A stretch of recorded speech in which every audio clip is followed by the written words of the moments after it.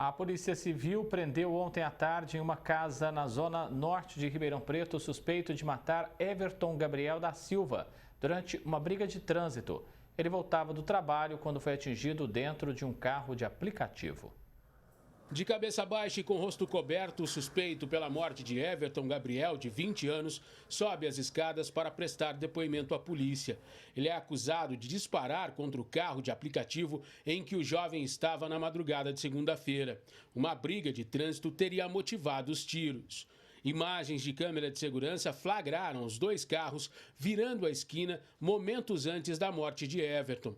Após a repercussão do caso, a polícia recebeu algumas denúncias e chegou até o suspeito. Adentramos pela janela a casa e vimos que a casa estava vazia.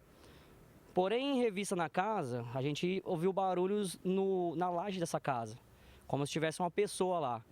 De imediato a gente pediu apoio, né? A equipe do Águia apoiou a nós, se encostou lá e começamos a retirar a telha da casa para ver se localizava ele. E realmente, no fundo do sótão da casa lá, ele estava escondido, juntamente com um aparelho celular, e estava já conversando com alguém da família, alguma pessoa dele. Na casa do homem, a polícia encontrou uma espingarda de ar comprimido e porções de drogas. No momento da prisão, ele negou ter efetuado os disparos. São várias versões dele, né? Ele fala que emprestou o carro, aí ele fala que tinha mais um no carro.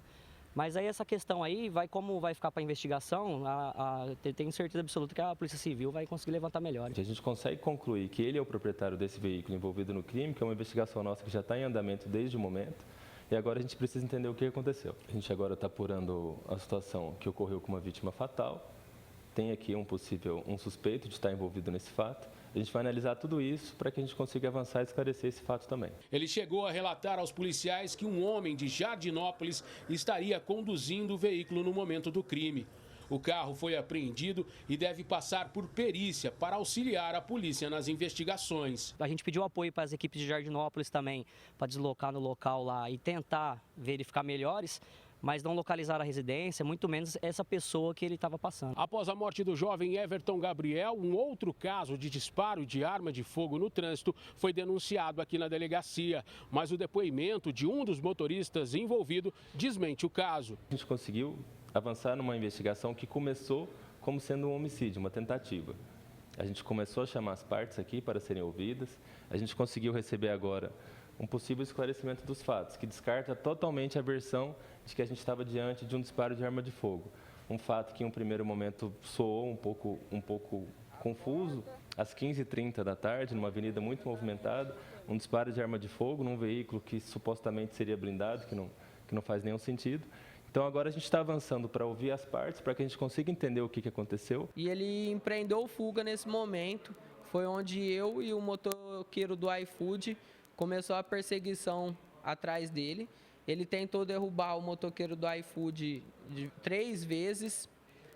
A gente conseguiu parar ele no cruzamento da rua Cerqueira César com a Américo Brasilense devido ao trânsito e o semáforo ter fechado.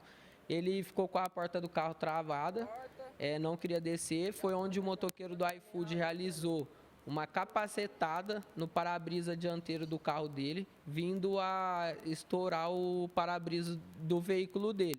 Caso seja comprovado que a denúncia não é verdadeira, o homem passa de vítima a suspeito de falsa comunicação de crime. Está movimentando aqui as instituições policiais para apurar um crime que não é verdadeiro. A gente apurou no primeiro momento um princípio de uma fuga de um local também, que eles precisaram de segui-lo para que ele parasse o veículo, para se identificar. Então a gente precisa apurar tudo isso. A gente pede que essas partes elas apresentem um depoimento verdadeiro para que a gente consiga apresentar e que a gente consiga esclarecer. O Elton Garcia para o Jornal da Clube. A gente continua repercutindo esses crimes com o delegado de Polícia Civil, Dr. Mário Palumbo, ele que fala com a gente no nosso canal digital. Olá, Dr. Palumbo, prazer recebê-lo aqui no Jornal da Clube mais uma vez. O senhor acredita, doutor, que o aumento da violência no trânsito em Ribeirão reflete uma tendência mais ampla nas grandes cidades ou é um caso isolado na análise do senhor? Boa tarde, doutor. Boa tarde, é um prazer falar com os amigos da TV Clube. Olha, o que gera isso é a falta de punição, é a falta de responsabilização. Infelizmente, de cada 10 criminosos, e quem comete crime? usando um veículo automotor, não deixa de ser um criminoso. Também é um criminoso. De cada 10 criminosos, 7 voltam a cometer o mesmo tipo de delito. Muito provavelmente, esse autor desse homicídio, ele fica preso por um tempo, depois já tem uma série de benefícios e acaba saindo. E quem mata no trânsito tem mais benefícios do que quem mata de maneira numa briga de bar ou então numa briga de boate. Por quê? Porque a lei é extremamente complacente.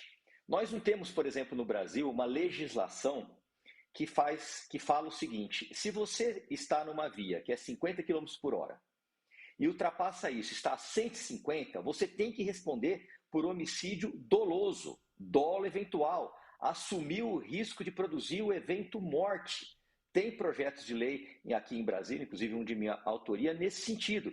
Por quê? Porque as pessoas acham que com o carro ele pode fazer tudo. Tivemos um exemplo na cidade de São Paulo, onde um milionário, se utilizando de um Porsche de mais de R$1 milhão, matou, não foi feito o teste de bafômetro, depois a polícia teve uma tremenda dificuldade, pediu a prisão dele 3 vezes, e as 3 vezes foi negada, somente na 4ª vez é que a justiça entendeu que ele deveria ficar preso. As pessoas que morrem não voltam nunca mais, e a família fica com essa dor para o resto da vida. No Brasil, mais de 30 mil mortes são registradas no trânsito, a maioria por excesso de velocidade.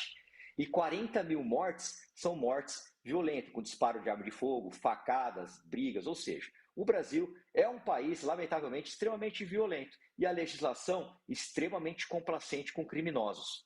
A gente está falando então, doutor, que precisa ter um endurecimento de penas para esses tipos de crimes no trânsito.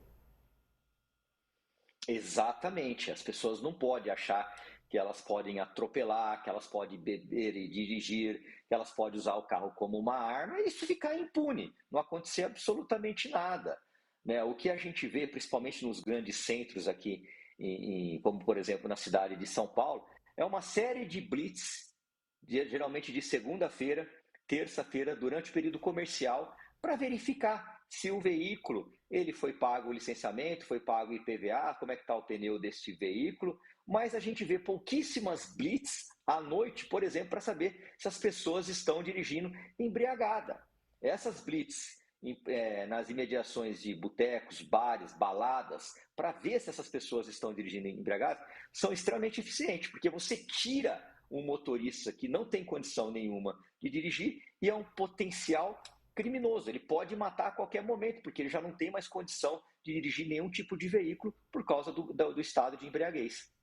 E a gente deve destacar aqui também a importância da ação rápida das polícias que prenderam esse rapaz suspeito aí de ter efetuado um disparo que matou um jovem que estava no Uber, ali no carro de aplicativo, não tinha nada a ver com a situação. Ou seja, esse trabalho da Polícia Militar e da Polícia Civil é extremamente importante, doutor.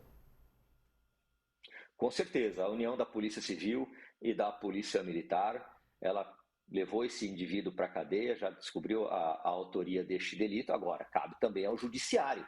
O Judiciário tem que fazer a sua parte. Nós não podemos ver um Judiciário, muitas vezes, extremamente complacente, mais complacente com a legislação, soltando, inclusive, chefe de facções, como, por exemplo, aconteceu com o André do Rap, onde a polícia fez um trabalho brilhante e, infelizmente, ele foi solto nos tribunais superiores. Aí fica difícil, aí, literalmente, as polícias, tanto civil e militar, enxugam gelo.